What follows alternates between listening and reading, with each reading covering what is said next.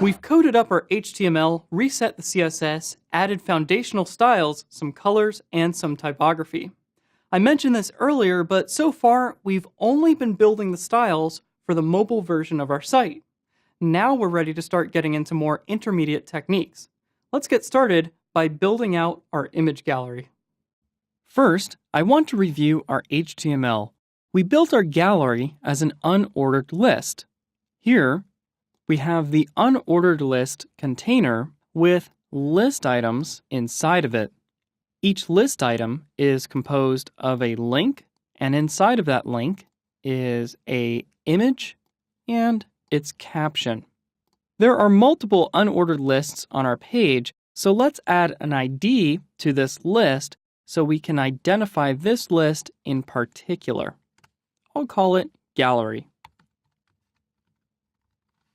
Great. Now let's jump into our CSS after saving this file, and let's start building out the styles for our gallery. This particular gallery is going to take up 2 columns on our mobile site. Later on, we'll expand it to 3 columns on the desktop layout, but most of the styling we'll need will already be complete by that point. We'll select the gallery element in a moment, but first we need to add some special styling to our images on our site. I'm going to tear off this tab in Google Chrome and expand it so that we can resize this browser window. Now, presently, this is what our site looks like. When we resize it so that it's closer to a mobile size, you'll see that we have some positioning issues, but most importantly, our images are entirely too large. So that's what we need to fix right now. I'm going to leave the browser window like this because that's the way that we should be looking at it if we're building out the mobile version first.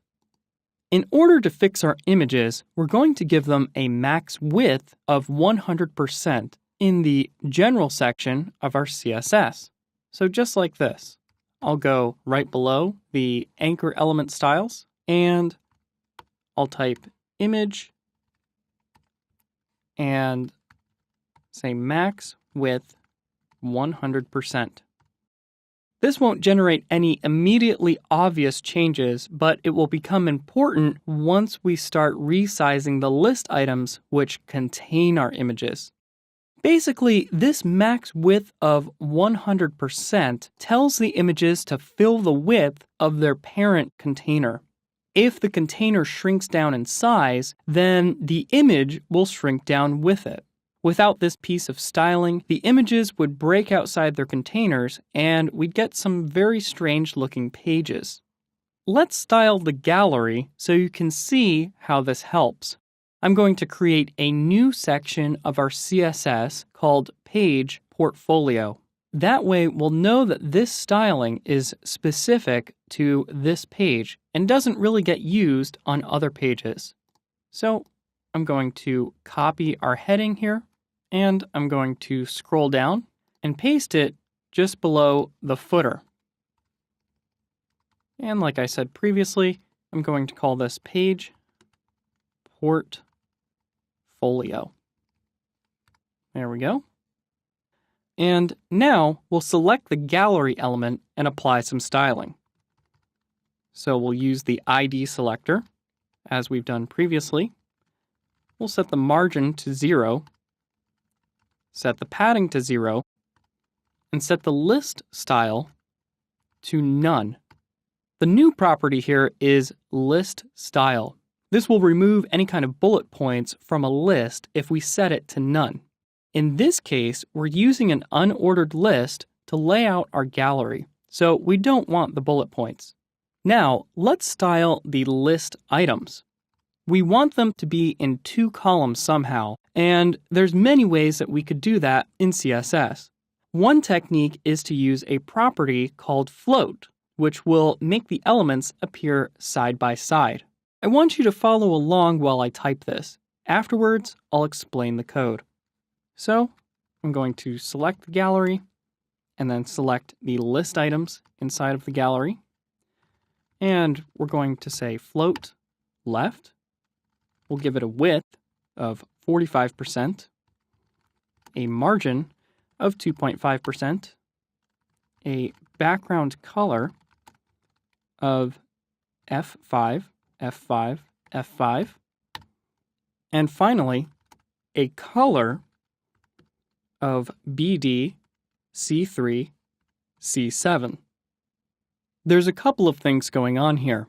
First, I'm going to save this and then refresh the page so that you can see what this code just did.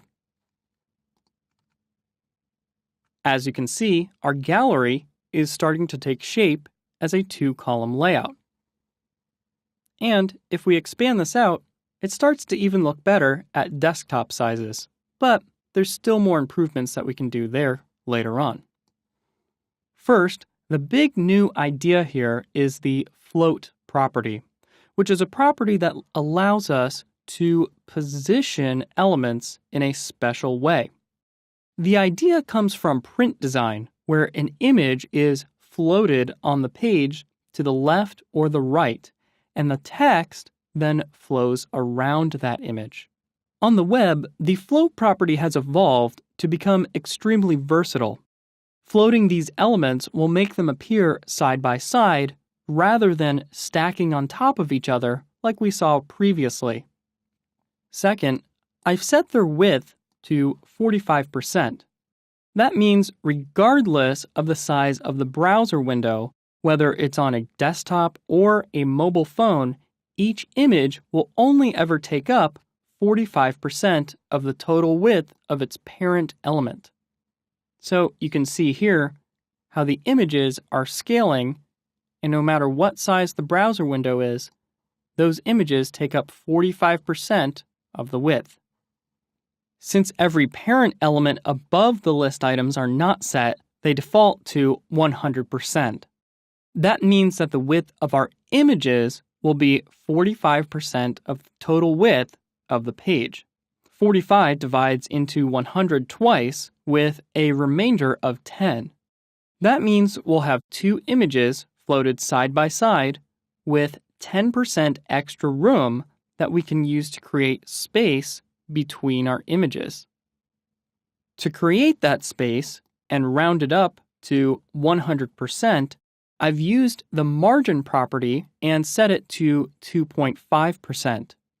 So if we go back to the browser window, you can see that each image has a margin on each side of 2.5%. So, in other words, each image has a 5% margin in total. There's 2.5 here, 2.5 there, and then this second image has 2.5 here and 2.5 there. So if you take 2.5 and multiply it by 1, 2, 3, 4 times, that gives you a total of 10%. That will fill the extra 10% of space that we had to play with previously. Finally, I've set the background color to what will look like a medium gray color. Let's flip back to our website. If you look at our website, you'll see that this background color comes across for each one of the captions. Finally, I've set the color of our text to this gray color here. You won't see that come across really unless any of the captions are unlinked for some reason. Rather, what's being displayed here is the color of linked text, which in this case is this green color.